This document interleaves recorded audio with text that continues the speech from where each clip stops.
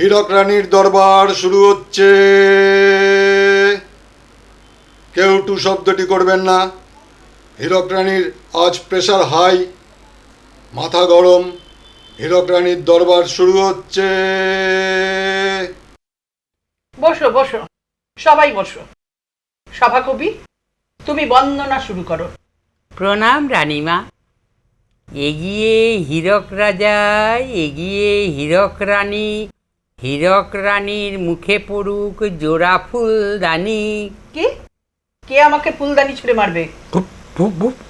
ভুল হয়ে গেছে রানীমা, আমি পুনরায় পঠন করছি রানীমা। এগিয়ে হীরক রাজ্য, এগিয়ে হীরক রানী, হীরক রানীর মুখে পড়ুক ফুল চন্দন পানি। পানি? পানি? পানি এলো কোথা থেকে? ফুল চন্দনের সাথে পানি যায়? মানে খাপ খায়? আপনি জলকে তো পানি বলেন রানীমা। আর সে তো সে যাদের জন্য বলি তারা তো হলো আমার সব দুধেল গাই, আর তাদের জন্যই তো ভোটটা পাই। কিন্তু এখানে পানিটা যাচ্ছে না, মানে খাপ খাচ্ছে না, অন্য কিছু বলো। ঠিক আছে রানীমা। এগিয়ে হীরক রাজ্য, এগিয়ে হীরক রানী, হীরক রানীর হাতে পড়ুক রাশি রাশি কাটমানি। বাহ বাহ, চমৎকার চমৎকার। খেলা হবে, এবার খেলা হবে। গুড়, বাতাসা, নকুলদানা, বিশেষ করে কাটমানি জিনিসটার টেস্টটাই আলাদা। না খেলে অস্বস্তি হয়, শরীরে ঘাম দেয়। এই তো সেদিন হেলিকপ্টারে উঠতে গিয়ে পা হড়কে কোমরে পায়ে চোট পেলাম। আর এই তো কদিন আগে এমনি এমনি বাড়িতে ঘরের ভেতরে ভূতে না কে যেন আমায় ঠেলে ফেলে দিল। মেঝেতে পড়ে গেলাম, কপাল কেটে কি রক্ত ঝরলো। সাংবাদিকদের ডেকে ফটো টটো সব তোলালাম। আরে টিচ করতে হলো, কিন্তু কপালে একটুও দাগ নেই। বেশ এখন নেচে নেচে বেড়াচ্ছে। রানীমা, একজন দর্শনার্থী আছে। আসতে বলো। বলো, কিবা কথা তোমার, কিবা পরিচয়? হীরক রানীমা প্রণাম। আমি একজন স্কুল শিক্ষক হেডমাস্টার। বলতে এসেছি, স্কুলে বেনিয়মে ফাঁকা ওএমআর শিট দিয়ে 15 লক্ষ করে ঘুষ দিয়ে যেসব অযোগ্য প্রার্থী নিয়োগ হয়েছে, তাতে করে স্কুল চালানো অসম্ভব হয়ে উঠেছে। ছাত্ররা আগামী দিনে সব গাধা হয়ে বের হবে। শিক্ষা ব্যবস্থায় চরম দুর্নীতি, রীতিমতো শিক্ষা চুরি। স্কুল সার্ভিস কমিশনের সব কাগজপত্র, ওএমআর শিট পুড়িয়ে দাও, জ্বালিয়ে দাও, পুড়িয়ে দাও, জ্বালিয়ে দাও। এগিয়ে রাজ্য, এগিয়ে হীরক রানী, গেল গেল রব, এসব বাক্য কিবা শুনি। 75% কাটমানি খাটের তলে, তাও ইডি সিবিআই নিয়ে যায় সবই জলে। এই সভাকবি, কাটা গায়ে বারবার নুনের ছিটে দিও না, ওরা থাকবে। বুঝুন রানীমা, ওদিকে যোগ্য প্রার্থীরা অনশন করে মারা পড়বে। ধুত, অনশন আমি বহুবার করেছি। পর্দা টাঙিয়ে ক্যাডবেরি আর স্যান্ডউইচ খেয়েছি। এরপর খেলা হবে। এসব কি বলছেন, আবার ঘুষ দিয়ে? রানীমা, আমি হেডমাস্টার হিসাবে ঘুষ নেওয়া এক অযোগ্য চিটার কাম টিচারকে জিজ্ঞেস করলাম, পলাশির যুদ্ধ নিয়ে কিছু বলো। আমাকে সে উত্তর দিল, এক রাজ্যের রাজকুমারী পলাশ ফুল খুব ভালোবাসত। রাজদরবারে আসার জন্য ঢেরা পিটিয়ে বিভিন্ন প্রদেশে রাজকুমারদের নিমন্ত্রণ করে বলল, যে আমার রাজকন্যাকে প্রথম পলাশ ফুল এনে দিতে পারবে তার সঙ্গে রাজকন্যার বিবাহ দেবেন। রেডি সেডি গো। ব্যাস, পলাশ বাগানে যুদ্ধ লেগে গেল। কে আগে রাজকুমারীকে পলাশ ফুল দেবে, আর ওখানেই প্রথম পলাশির যুদ্ধ শুরু হলো। তবা তবা তবা। রানীমা, আর একজনকে জিজ্ঞেস করলাম, রবীন্দ্রনাথ ঠাকুর কি করে নোবেল পুরস্কার পেলেন? সে উত্তর দিল, রবি ঠাকুর কখনোই কদবেল পছন্দ করতেন না, এমনকি কলিং বেল, সাইকেলের বেল তাও পছন্দ করতেন না। তাই তো ব্রিটিশরা রবি ঠাকুরকে নোবেল পুরস্কার দিলেন। একজন অযোগ্য মহিলা টিচার বললেন, কবি নজরুল মহাভারত রচনা করেছিলেন। আর একজন 1940 সালে রবীন্দ্রনাথ ঠাকুর দেহ রাখার পরে 1942 সালে বেলেঘাটায় গান্ধীজিকে ফলের রস খাইয়ে অনশন ভঙ্গ করিয়েছিলেন।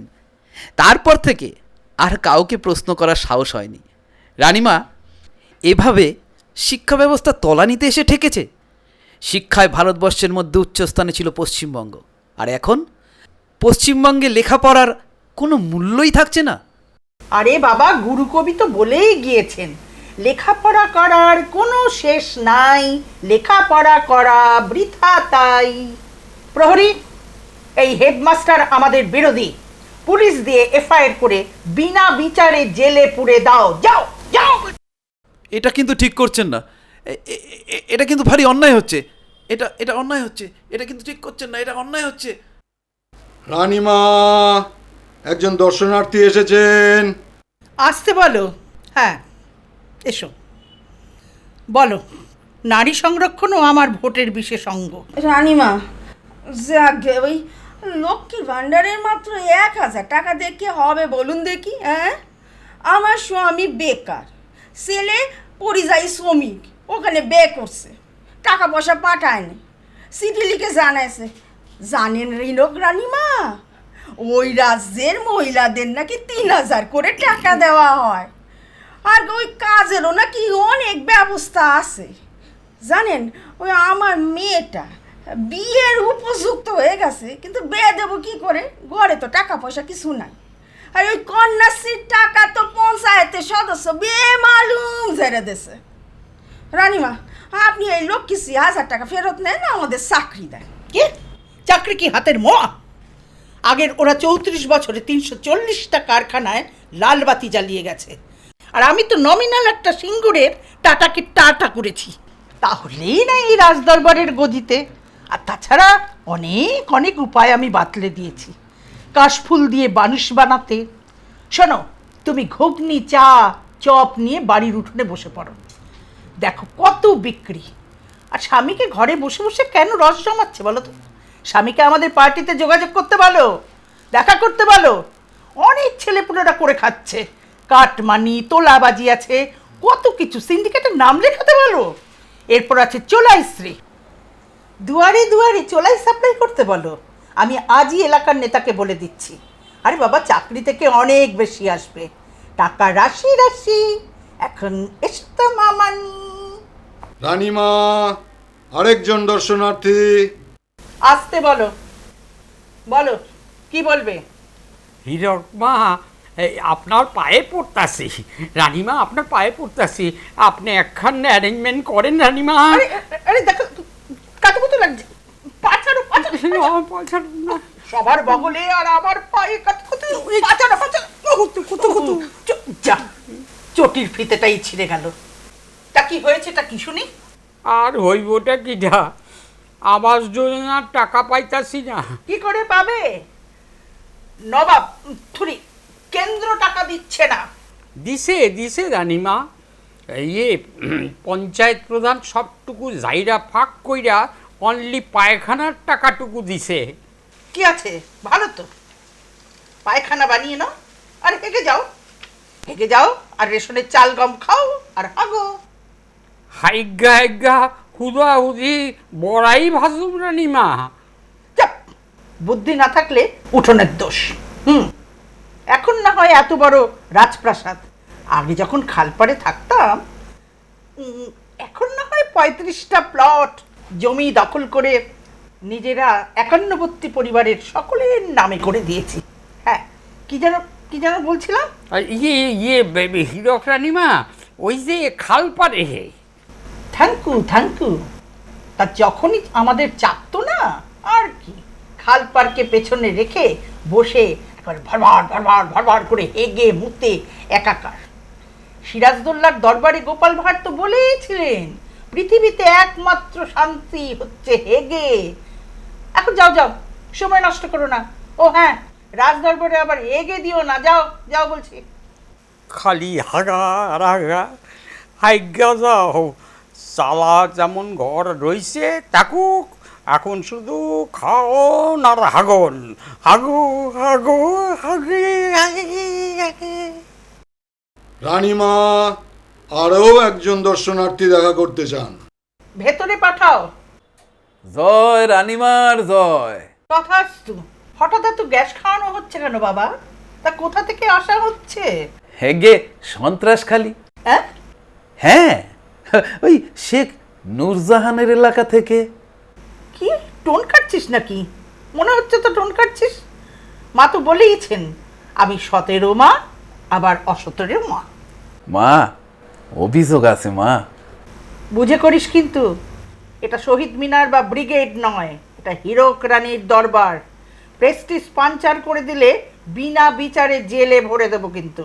আগে মা, এই আপনারই দলের লোক ছিলাম মা, কিন্তু মা এ কি, শহরে শুনেছি 3000 পুকুর বুঝিয়ে প্রমোটিং হয়েছে, কিন্তু মা সন্ত্রাসখালিতে উল্টো কেস। সন্ত্রাসখালিতে আমাদের বিঘা বিঘা একর জমি কেটে বড় বড় ভেরি বানিয়ে ফেললো। এরকম কত কত জবরদখল, বউদের রাতে ডাকে, হাত পা টেপায়, পুলি পিঠে বানায়, আর আমরা প্রতিবাদ করলে আমাদের পিঠে পড়ে। চোখের সামনে উল্টো অসভ্যতামিও দেখতে হয়। মা, সন্ত্রাসখালীর মহিলারা আজ নির্যাতিত। ডাহা মিথ্যা, ডাহা মিথ্যা। সচিব, প্রহরীকে বলো এই লোকটাকে পুলিশে দিয়ে মিথ্যা এফআইআর করে বিনা বিচারে বিনা বেলের ধারায় জেলে পুরে দাও। সচিব, এসব হচ্ছে নাকি? হ্যাঁ, এবার আবার খেলা হবে, খেলা হবে। মন দিয়ে শোনো, এলাকায় মোটা মোটা টাকা খাইয়ে মিথ্যা স্টিং ভিডিও বানাও। তাড়াতাড়ি হারিয়াপ হারিয়াপ মিডিয়াকে টাকা খাও, যাতে করে মিথ্যা স্টিং ভিডিও সত্য বলে প্রচার করে। আর যে লাঠি ঝাঁটা নিয়ে দাঁড়িয়ে থাকবে তাকেও অ্যারেস্ট করবে। রানীমা, একজন বলছেন পুলিশের কর্তা ব্যক্তি এসপি দেখা করতে চান। ড্রেস পরে এসেছে নাকি আন্ডার? পুলিশের যা অবস্থা, ভয়ে টেবিলের তলায় পর্যন্ত লুকিয়ে পড়ে। ও এসেছো, তুমি এসেছো, বলো কি বলবে। मतलब तुम करके किसको बोल रहे रानी माँ? मैं एक शिक्षित एसपी हूँ। মানে চিফ সেক্রেটারি ডিজিকে তুমি বলে সম্বোধন করি, আর তুমি কে হে হরিদাস পাল? रानी माँ, बहुत समय से राज दरबार में आपने ओपन सबको धमकी दिया है। आप अपना मर्यादा का बाहर मनुष्य को समझ रहे हैं। मनुष्य का इज्जत करना सीखिए। দেখো, মুখে মুখে তর্ক করবে না। এত বড় সাহস তোমার! তোমাকে আমি এক্ষুনি বরখাস্ত করলাম।